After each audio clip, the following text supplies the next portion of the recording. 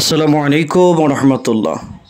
আজ প্রতিকূল আবহাওয়াকে উপেক্ষা করে ঐতিহ্যবাহী সিলেটের হজরত বাবা শাহজালাল মোজাররেদে আমিনী রাদিয়াল্লাহু তাআলা আনহুর দরবারে উদযাপিত হতে যাচ্ছে ৭০৫তম মহাপবিত্র উরুস শরীফ। এই মুহূর্তে আমি দরবারের ভিতরে রয়েছি। আপনারা দেখতে পাচ্ছেন লক্ষ আশেকের মিলন মেলা আজ বাবা শাহজালাল ইয়ামিনীর দরবারে। লাখো লাখো মানুষ বাংলাদেশ তথা বহির্বিশ্বের বিভিন্ন দেশ থেকে হজরত বাবা শাহজালালের ফয়জিয়াতের উদ্দেশ্যে ফয়জিয়াত লাভ করার লক্ষ্যে দরবারে উপস্থিত হয়েছে।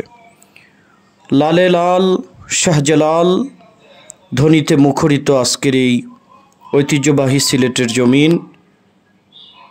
লক্ষ লক্ষ আশেক প্রেমিকগণ তাদের কামনা বাসনা পূর্ণ করার লক্ষ্যে এই মুহূর্তে বাবা শাহজালাল মোজাররেদে আমিনীর দরবারে উপস্থিত হয়েছে।